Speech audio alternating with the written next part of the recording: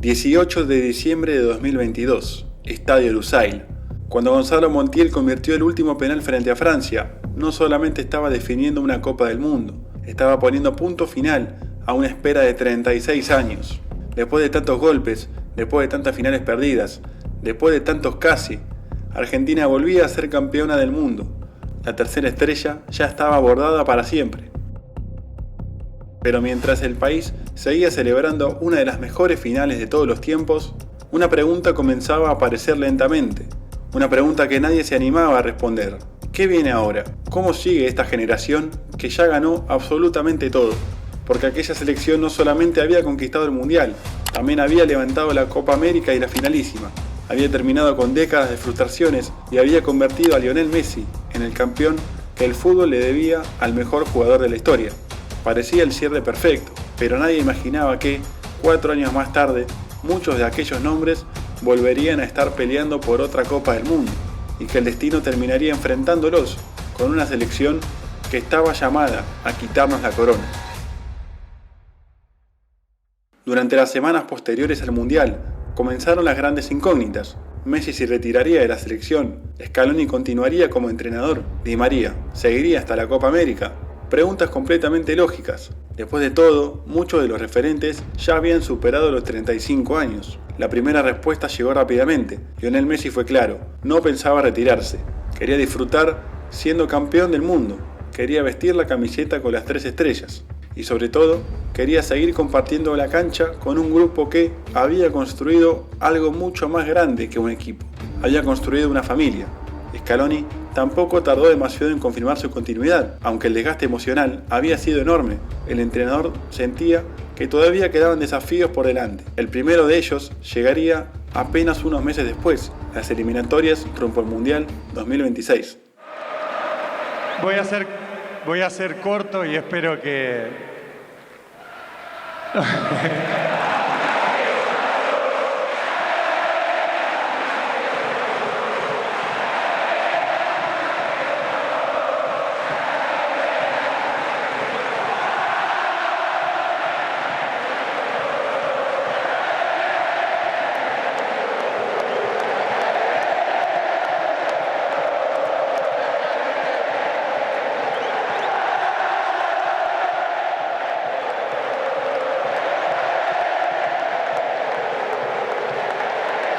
Bueno, basta. Existe una diferencia enorme entre intentar ser campeón del mundo y defender el título. De un día para el otro, Argentina dejó de ser la selección hambrienta que buscaba revancha para convertirse en el rival al que todos querían vencer. Cada partido pasó a jugarse como una final. Cada estadio recibía a los campeones con una mezcla de admiración y ganas de derribarlos. Para selecciones que nunca habían derrotado a Argentina, enfrentar al campeón era el acontecimiento más importante de todo el ciclo, y Scaloni lo entendió desde el primer momento. No podía permitir que el equipo se relajara. Por eso mantuvo intacta una de las principales virtudes de todo el proceso, la competencia interna. Nadie tenía el puesto asegurado, ni siquiera algunos campeones del mundo. Bueno, excepto claro, Lionel Andrés Messi. Argentina debutó en las eliminatorias mostrando prácticamente la misma identidad que la había llevado a conquistar Qatar. Presión alta, paciencia para manejar la pelota, laterales proyectándose constantemente y un mediocampo que seguía marcando el ritmo de los partidos. Messi continuaba siendo el eje futbolístico, pero ya no era necesario que resolviera todo por sí solo.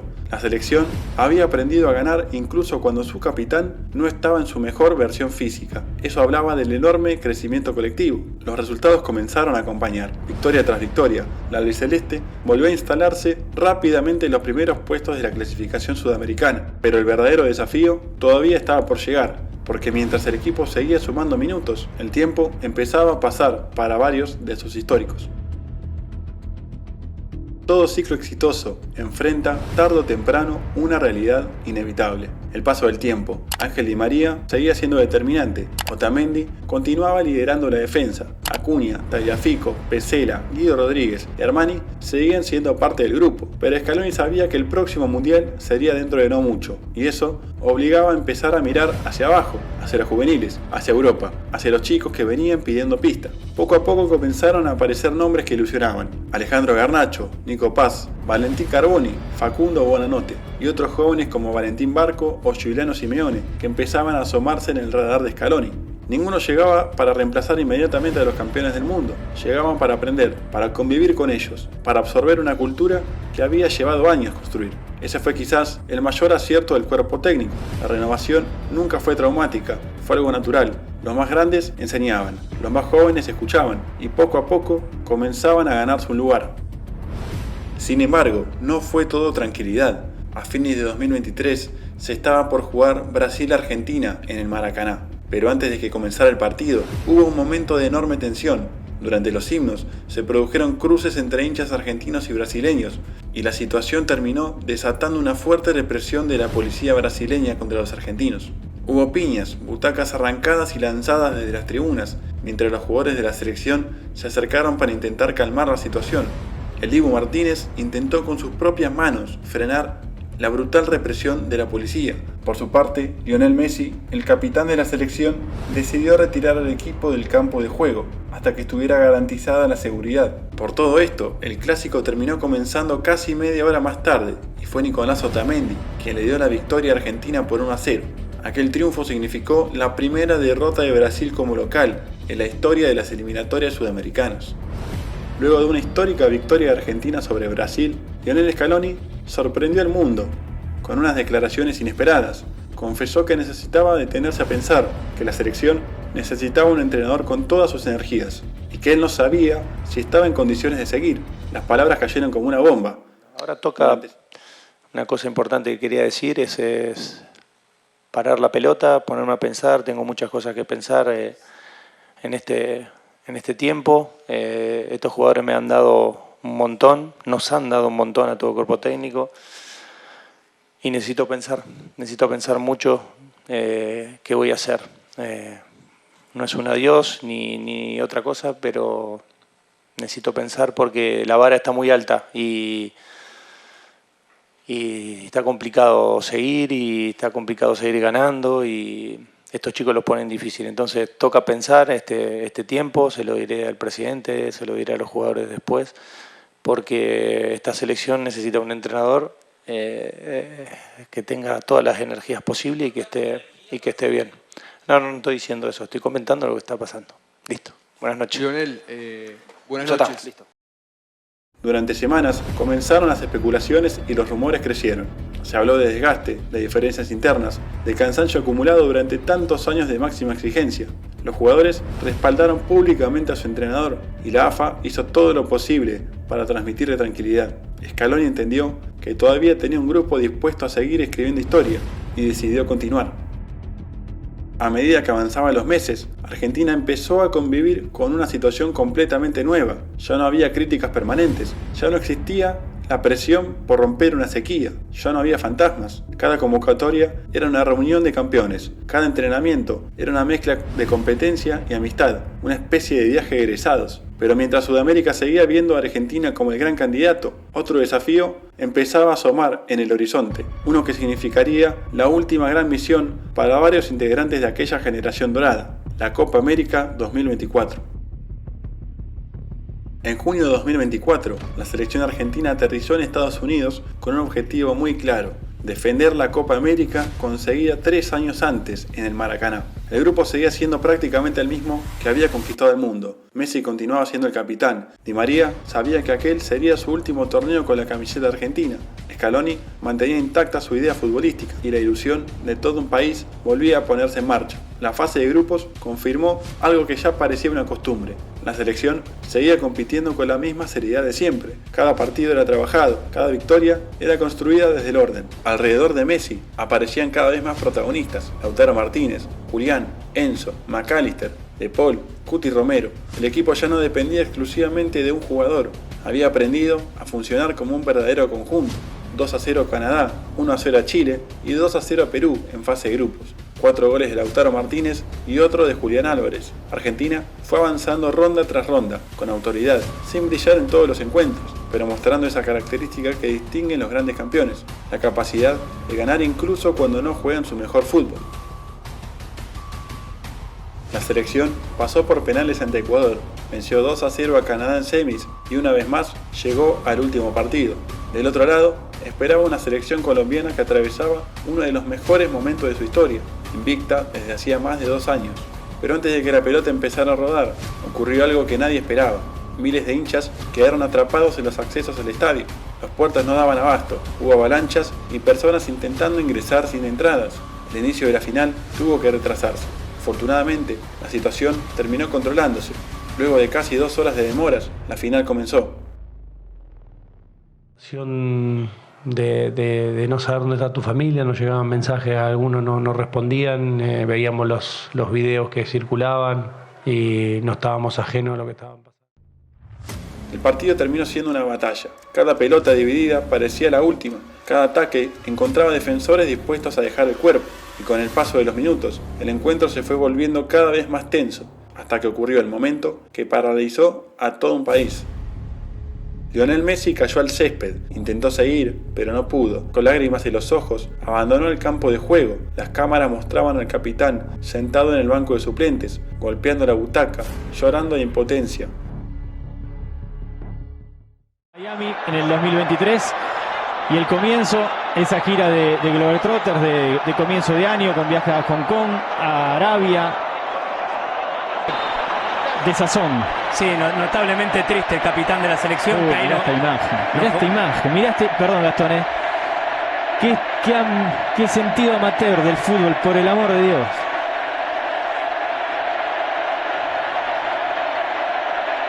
De alguien que ama jugar a la pelota, por favor.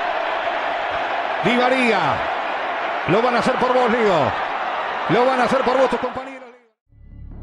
Era una imagen que resultaba difícil de procesar. Por primera vez en mucho tiempo, Argentina debía terminar una final sin Messi, y fue entonces cuando apareció otra de las grandes virtudes de aquella generación. Nunca dependieron únicamente de su capitán. En el tiempo suplementario, Paredes recuperó, tocó para Lo Celso, quien de primera asistió a Lautaro Martínez y convirtió así el único gol de aquella final. Argentina era bicampeona de América. Otra vez para Paredes. Adentro para Lo Celso para Lautaro. Va Lautaro, el Toro. Sí, carajo, Lautaro. Gol, Lautaro.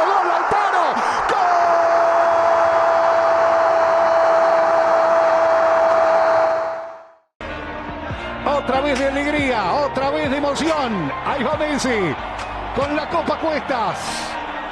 Capitán América. Señoras y señores, otra vez, una vez más. ¡Salud, campeones! ¡Salud, Argentina!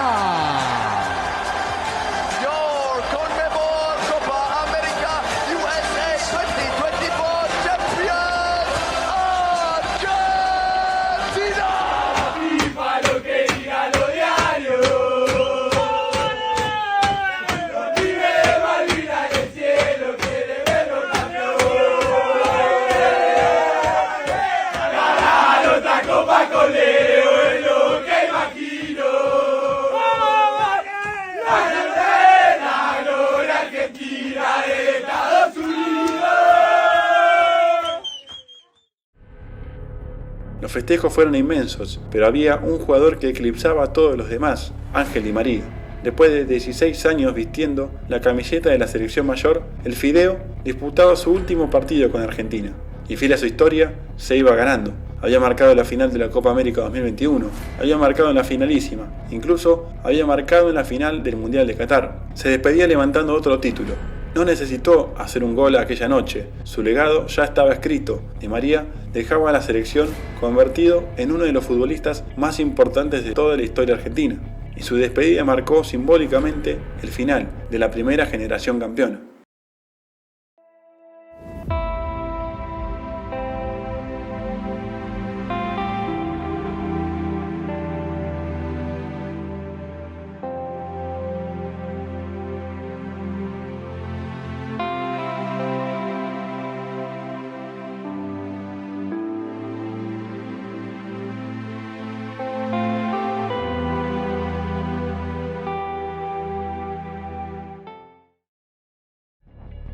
La conquista de la Copa América dejó una sensación extraña en el ambiente. Argentina seguía ganando, seguía levantando trofeos y conservaba la base del equipo campeón del mundo, pero todos entendían que algo estaba cambiando. La despedida de Ángel Di María simbolizaba mucho más que el retiro de un futbolista extraordinario. Era el primer gran adiós de una generación que había marcado para siempre la historia del fútbol argentino.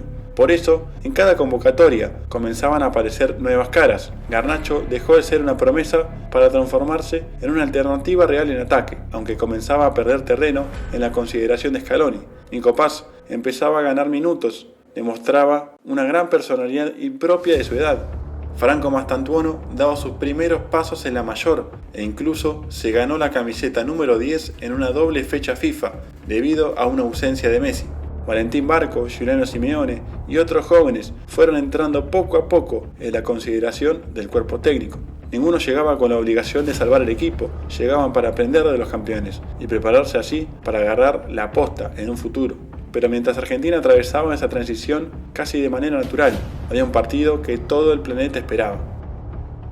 En julio de 2024, España se consagró campeona de la Eurocopa, con una mezcla de jóvenes talentos y futbolistas consolidados. Entre todos esos nombres, había uno que se llevaba todos los flashes, Lamine Yamal. La prensa no tardó en instalar un enfrentamiento que parecía inevitable. De un lado, Lionel Messi, el mejor futbolista de la historia y vigente campeón del mundo. Del otro, el joven español que muchos señalaban como el gran heredero del fútbol mundial. La finalísima aparecía como el escenario perfecto para ese duelo. El campeón de América contra el campeón de Europa, Messi contra Lamine, Argentina contra España. Durante meses hubo versiones sobre posibles fechas, sedes y negociaciones. Se habló de Estados Unidos, de Londres e incluso de Medio Oriente como posibles escenarios. Sin embargo, los calendarios internacionales, los compromisos de los clubes y los problemas logísticos hicieron que el partido fuera postergándose una y otra vez, hasta que finalmente dejó de formar parte de la agenda. Con el paso del tiempo, muchos comenzaron a resignarse. Parecía que ese enfrentamiento nunca iba a suceder, pero finalmente se estipuló la fecha, marzo de 2026, en Qatar, en el querido Lusail, donde tan felices fuimos. Sin embargo, por guerras en Medio Oriente, la finalísima debió ser suspendida, y aún hoy estamos a la espera de cuándo se jugará, si es que alguna vez se jugará. Argentina-España no se iba a disputar, pero ¿quién iba a imaginar que ese duelo se daría meses después en la Copa del Mundo? Mientras el resto del planeta debatía sobre la finalísima, Argentina seguía haciendo lo que mejor sabía hacer, competir. Las eliminatorias sudamericanas se transformaron en una nueva demostración de la solidez del ciclo Scaloni. Sin hacer demasiado ruido, la selección fue sumando victorias, asegurando la clasificación con varias fechas de anticipación y manteniéndose así en los primeros puestos durante todo el proceso. Una de las victorias más recordadas es la goleada Argentina-Brasil en el Monumental, 4-1. Ese día fue un baile total, y sin Lionel Messi, quien no pudo jugar por lesión. Tantas veces nos había vencido Brasil, que esa vez nos dimos el gusto de golearlos. Incluso, Dibu Martínez se animó a hacer jueguitos. Claro que no todos pudieron completar el camino de las eliminatorias. Muchos campeones del mundo fueron quedando al margen, unos por decisiones futbolísticas, otros por cuestiones físicas, y algunos simplemente porque el tiempo había hecho su trabajo. Así terminó de cerrarse, casi sin que nadie lo notara, el capítulo de la generación que había conquistado América, la finalísima y el Mundial de Qatar. Pero mientras unos se despedían, otros empezaban a escribir sus primeras páginas con la camiseta argentina. Y el momento más esperado de todo el ciclo estaba cada vez más cerca. En unos meses, Lionel Scaloni tendría que tomar la decisión más difícil desde que asumió como entrenador: elegir a los 26 futbolistas que viajarían al Mundial. A fines de mayo de 2026 llegó uno de los momentos más esperados de todo el ciclo.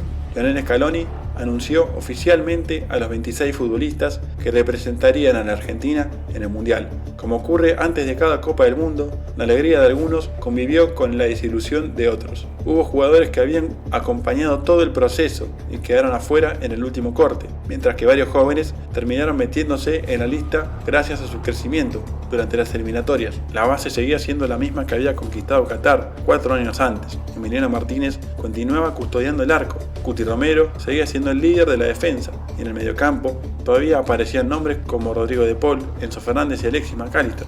Adelante Julián y Lautaro, mientras que Lionel Messi, con casi 39 años, volvía a ponerse la cinta de capitán para disputar lo que todos suponían sería el último mundial de su extraordinaria carrera. Pero alrededor de esos nombres ya se veía una selección distinta: Nico Paz, Valentín Barco, Giuliano Simeone y otros futbolistas nacidos después del cambio de siglo ya no estaban para aprender, estaban para competir. La renovación que Scaloni había iniciado lentamente después de Qatar terminaba de consolidarse justo antes del torneo más importante de todos. Argentina llegaba como una de las máximas candidatas. No solo era el campeón defensor, sino que además había ganado la Copa América 2 años antes y había completado unas eliminatorias muy sólidas.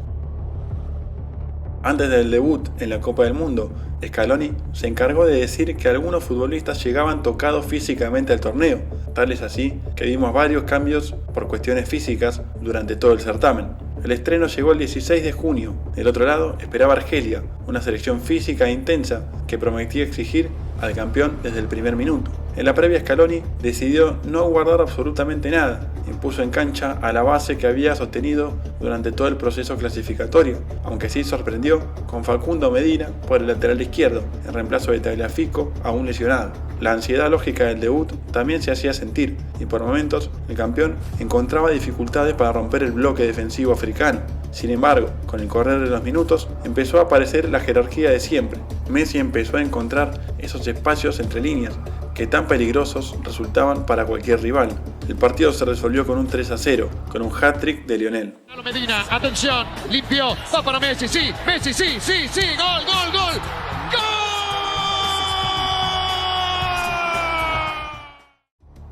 6 días después, el desafío era completamente diferente. Tocaba un rival europeo, en este caso Austria. Scaloni decidió cambiar únicamente a Molina por Montiel, dentro de los 11 ideales, convencido de que el funcionamiento colectivo seguía creciendo partido a partido. Desde el comienzo se vio un encuentro mucho más parejo, con dos equipos disputando la posesión y tratando de imponer su estilo. Durante varios pasajes, Austria consiguió incomodar a la selección, obligándolo a defender más cerca de su arco de lo habitual. El capitán volvió a hacerse cargo del equipo en el momento justo. Con 2 intervenciones decisivas de Lionel, Argentina se llevó un triunfo por 2-0, que aseguró matemáticamente la clasificación a la siguiente ronda. Ahí está, tocó para Leo. Sigue Messi en la línea. Ahí va el Messi. ¡Gol!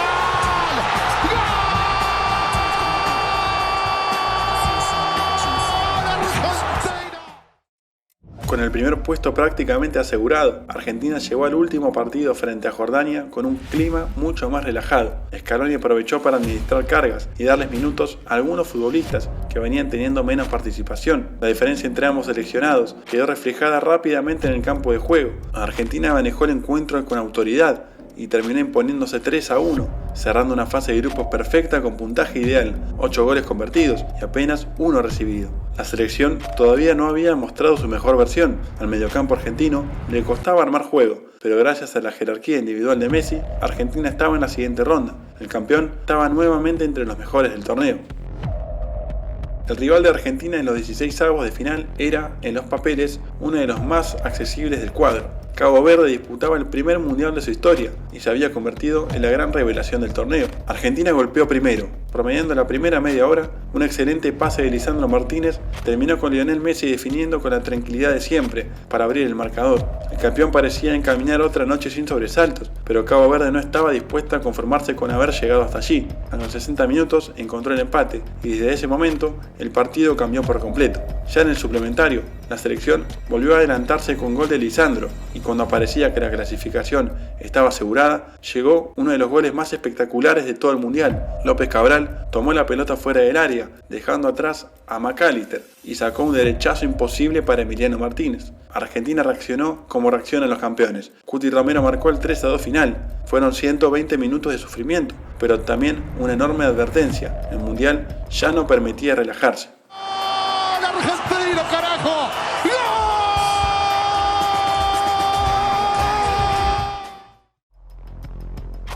El siguiente rival fue Egipto. Scaloni decidió cambiar el esquema y puso a Leandro Paredes para sentar en el banco a Thiago Almada, un número 5 natural para que el resto del mediocampo pueda jugar. El desarrollo del partido volvió a complicarse más de la cuenta. Egipto encontró espacios para lastimar y logró ponerse en ventaja, obligando otra vez a la selección a remar desde atrás. Los africanos ganaban 2-0 a los 70 minutos y parecía que el campeón del mundo se iba a quedar afuera del mundial. A pura garra y corazón, Argentina fue para adelante y logró dar vuelta a un partido que parecía imposible. Gol del Cuti Romero a los 78, de Messi a los 83 y apareció Enzo Fernández a los 92 para dar vuelta a la historia. Argentina no jugaba bien, pero estaba en los cuartos de final. Cuando las cosas salían mal, este equipo siempre encontraba la manera de reaccionar. Lautaro Martínez con el centro y está. ¡Fernández!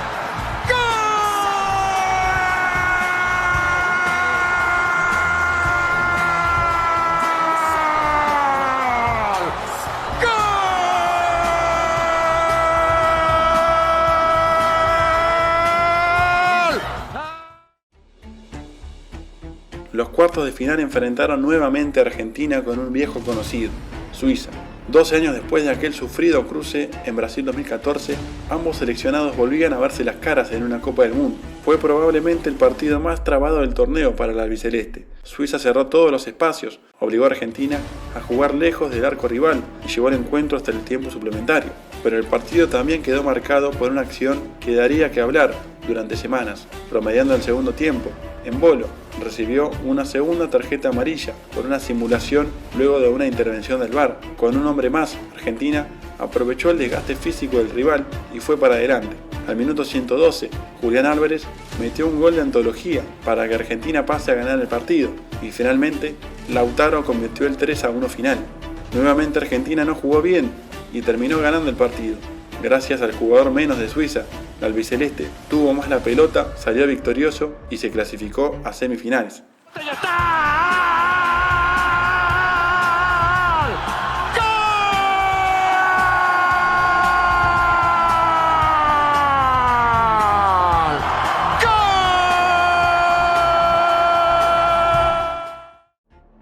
La semifinal ofrecía uno de esos partidos que trascienden cualquier contexto. Argentina e Inglaterra volvían a cruzarse en un mundial, una rivalidad marcada por décadas de historia y un trasfondo que iba mucho más allá del fútbol. Los ingleses llegaban impulsados por una generación brillante y estuvieron muy cerca de cortar una espera de 60 años sin disputar una final del mundo.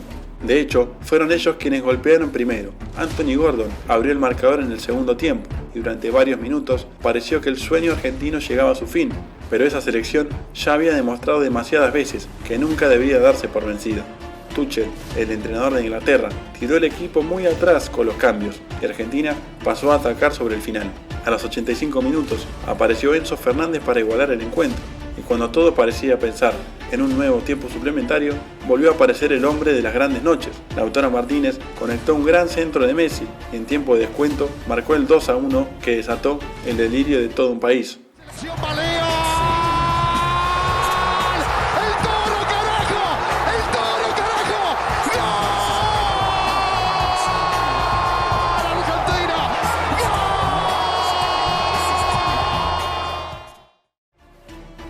Argentina acababa de protagonizar una remontada inolvidable y las calles del país fueron una fiesta luego de la victoria ante un rival con tantísima historia. La séptima final de un mundial era realidad.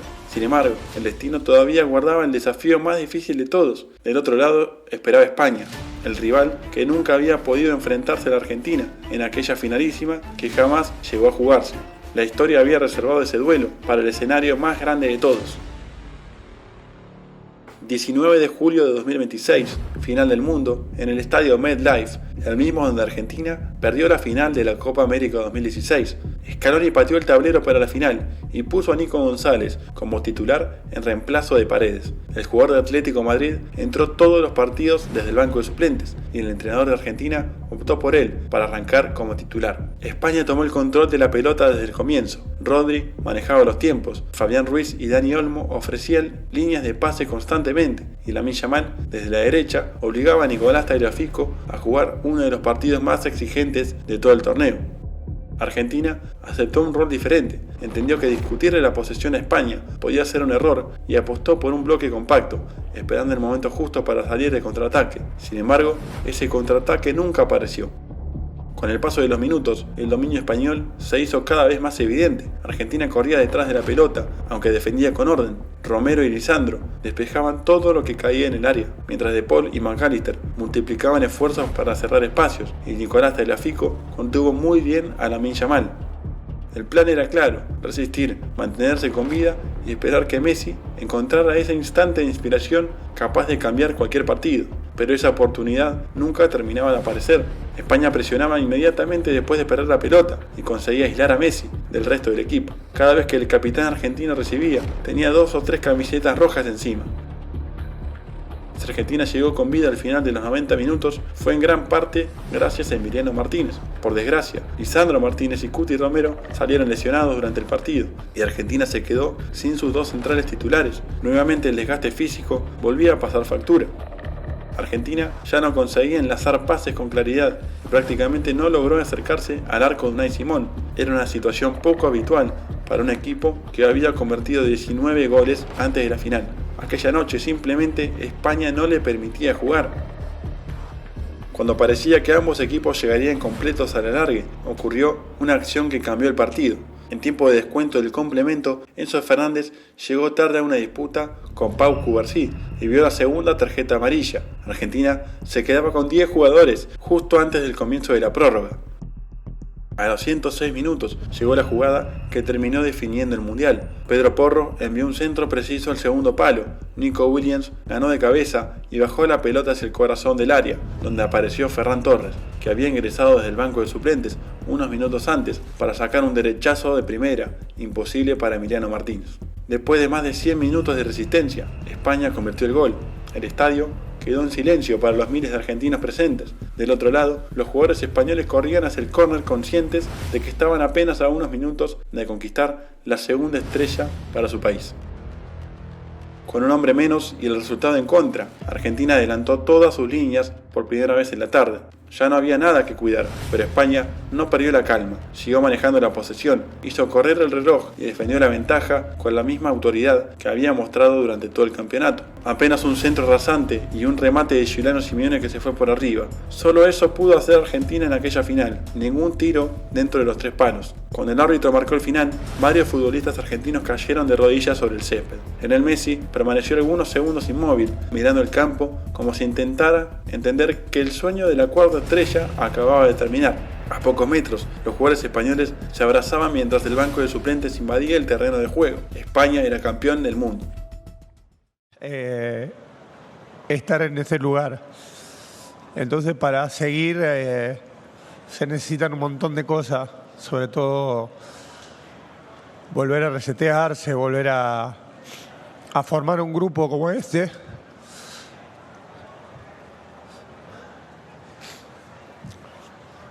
Que difícilmente se vuelve a formar y me duele en el alma. Lo siento. Vamos.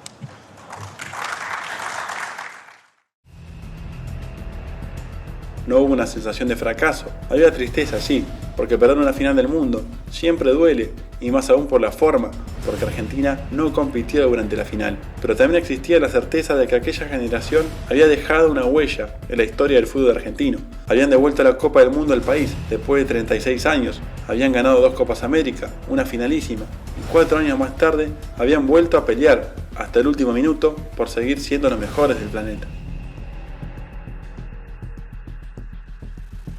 Las primeras discusiones giraron alrededor del arbitraje. En Argentina, muchos cuestionaban la expulsión de Enzo Fernández y sostenían que el criterio disciplinario había sido diferente para ambos equipos. Otros apuntaban contra algunas decisiones del VAR y reclamaban que determinadas jugadas nunca fueron revisadas con la profundidad suficiente. Algunos intentaban demostrar que España había sido favorecida durante todo el torneo. Otros respondían recordando acciones que también habían beneficiado a Argentina en partidos anteriores. Como suele ocurrir después de las finales más importantes, el fútbol volvió a dividirse entre quienes buscaban explicaciones de los detalles arbitrales y quienes entendían que España había sido simplemente un justo campeón. Pero Internet rara vez se conforma con una explicación sencilla. En cuestión de horas, comenzaron a multiplicarse teorías de todo tipo. Algunos aseguraban que la FIFA quería un nuevo campeón para abrir una nueva etapa en el fútbol mundial. Otros afirmaban que la organización buscaba instalar definitivamente a España como la selección dominante de la nueva generación. Y como si fuera poco, la FIFA y el árbitro se vieron aún más vistos de reojo cuando el esloveno Slavko Vincic, el referí de la final, se retiró del arbitraje profesional una semana después de aquel partido. A los 46 años, el esloveno decidió despedirse después de 16 temporadas en la élite y más de 500 partidos dirigidos.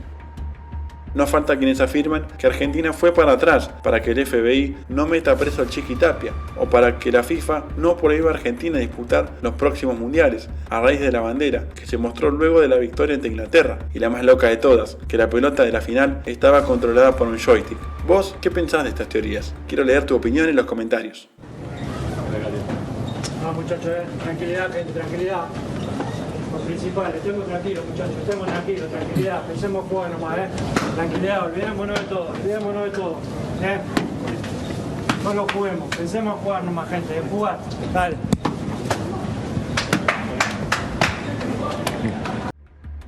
Sin embargo, para el plantel predominaba otra sensación. Había tristeza, claro que la había. Perder una final del mundo siempre deja una herida difícil de cerrar, pero no existía aquella frustración que había acompañado a la generación del 2014. Nadie sentía que se hubiera desperdiciado una oportunidad única. Esta vez, el grupo sabía exactamente lo que había conseguido. En 8 años, la selección argentina había disputado 2 finales del mundo, había ganado una, había conquistado 2 Copas América, había levantado una finalísima y había permanecido durante años en la cima del ranking mundial. No era el final que soñaban, pero tampoco un fracaso. Era el cierre de uno de los ciclos más exitosos que haya conocido el fútbol argentino. Apenas unas semanas después del mundial, llegó una noticia que golpeó de lleno a todo el país: el fallecimiento de Jorge Messi a los 68 años de edad. Su salud había sido uno de los grandes motivos de preocupación para Lionel durante toda la Copa, algo que quedó expuesto desde aquel llanto tras el partido ante Argelia. Claro que la noticia del estado de salud de Jorge no se conocía e incluso algunos medios dieron falsas informaciones. Lo cierto es que todo esto fue un peso para Lionel y hace descartar de manera rotunda todo tipo de teoría conspirativa. Unos días después del fallecimiento de su padre, Lionel escribió una carta de despedida en redes, donde afirma que intentó ir contra su físico en el certamen, pero las piernas ya no le daban más y nunca se sintió bien físicamente durante toda la Copa. Ahora, terminada la competencia y sin su padre a su lado, Messi atraviesa uno de los momentos más difíciles de su vida, y la gran pregunta es ¿qué será de su carrera? El propio Leo reconoció que tiene dudas sobre cuánto tiempo más seguirá jugando el fútbol. Si bien no se sabe al 100% si Lionel volverá a vestir la camiseta argentina, todos entienden que aquel partido ante España fue el último de Messi en una Copa del Mundo. Han pasado 20 años desde aquel debut en Alemania 2006, pero sobre todo un legado imposible de medir únicamente con estadísticas. Messi cambió para siempre la historia de la selección argentina, no solo por los títulos, sino también por haber transformado el vínculo entre un futbolista y su país. El chico, al que durante años le reprocharon no ganar con la camiseta argentina, terminó marchándose como el jugador más querido de toda una generación, y eso quizás fue su mayor victoria. Las generaciones doradas no aparecen todos los días, no pueden planificarse, no pueden comprarse, simplemente ocurren, y Argentina tuvo el privilegio de vivir una. Durante 8 años, un grupo de jugadores consiguió algo que parecía imposible. Volvió a unir a un país, le devolvió la ilusión a millones de personas. No pudo levantar la 4ª estrella, pero eso no cambia absolutamente nada, porque los títulos llenan las vitrinas, las estadísticas ocupan los libros, pero las historias viven para siempre. Y la de Lionel Messi, Lionel Scaloni y la generación que cambió para siempre el fútbol argentino, esa ya es eterna.